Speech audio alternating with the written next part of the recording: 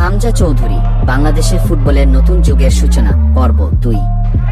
Leicester সিটির একাডেমিতে সুযোগ পাওয়ার পর থেকেই হামজা চৌধুরীর জীবনে শুরু হয় কঠিন এক লড়াই। প্রতিদিন ঘন্টার পর ঘন্টা অনুশীলন, শক্তিশালী প্রতিপক্ষের সঙ্গে প্রতিযোগিতা এবং নিজেকে প্রতিনিয়ত উন্নত করার চেষ্টা, এভাবেই তিনি ধীরে ধীরে নিজের জায়গা তৈরি করেন। অনেকেই জানেন না, একাডেমি থেকে মূল দলে ওঠা মোটেও সহজ নয়। প্রতি বছর অসংখ্য প্রতিভাবান ফুটবলার বাদ পড়ে যায়, কিন্তু হামজা কখনো হাল ছাড়েননি। তিনি বিশ্বাস করতেন, কঠোর পরিশ্রমের কোনো বিকল্প নেই। অবশেষে সেই প্রতীক্ষার অবসান ঘটে। লেস্টার সিটির সিনিয়র দলে সুযোগ পান হামজা। বিশ্বের অন্যতম কঠিন লিগ, ইংলিশ প্রিমিয়ার লিগে মাঠে নামা ছিল তার জীবনের সবচেয়ে বড় অর্জনগুলোর একটি। প্রিমিয়ার লিগে তিনি মুখোমুখি হয়েছেন বিশ্বের সেরা ফুটবলারদের।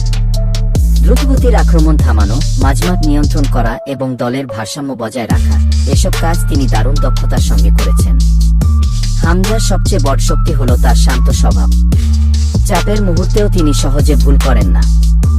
সঠিক সময়ে বল কেড়ে নেওয়া, নিখুঁত পাস দেওয়া এবং প্রতিপক্ষের আক্রমণ ভেঙে দেওয়ার ক্ষমতা তাকে একজন নির্ভরযোগ্য মিডফিল্ডারে পরিণত করেছে। লেস্টার সিটির হয়ে খেলতে গিয়ে তিনি এফএ কাপ এবং কমিউনিটি শিল্ড জয়ের আনন্দ উপভোগ করেছেন। এসব অভিজ্ঞতা তার আত্মবিশ্বাস আরও বাড়িয়ে দেয়। কিন্তু এত সাফল্যের মাঝেও তিনি কখনো নিজের শিখ ভুলে যাননি। বাংলাদেশের প্রতি তার ভালোবাসা সবসময় অটুট ছিল।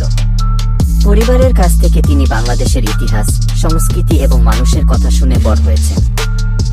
সময়ের সঙ্গে সঙ্গে বাংলাদেশের ফুটবল সমর্থকদের একটি প্রশ্ন আরও জোরালো হতে থাকে, হামজা কি একদিন বাংলাদেশের হয়ে খেলবেন? এই প্রশ্নের উত্তর জানতে সবাই অপেক্ষা করছিল। অবশেষে বহু আলোচনা ও প্রয়োজনীয় আনুষ্ঠানিকতার পর হামজা চৌধুরী বাংলাদেশের প্রতিনিধিত্ব করার সিদ্ধান্ত নেন। এই খবর ছড়িয়ে পড়তেই সামাজিক যোগাযোগ মাধ্যমে আনন্দের ঢেউ ওঠে। দেশের কোটি কোটি ফুটবল প্রেমী তাকে স্বাগত জানান।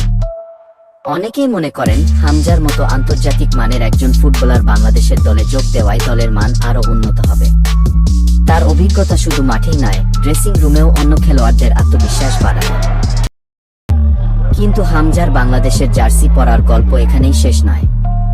কিভাবে সম্পন্ন হলো তার বাংলাদেশ জাতীয় দলে খেলার আনুষ্ঠানিকতা? প্রথমবার বাংলাদেশের জার্সি পরে তার অনুভূতি কেমন ছিল? এসব জানবেন পর্ব 3-এ।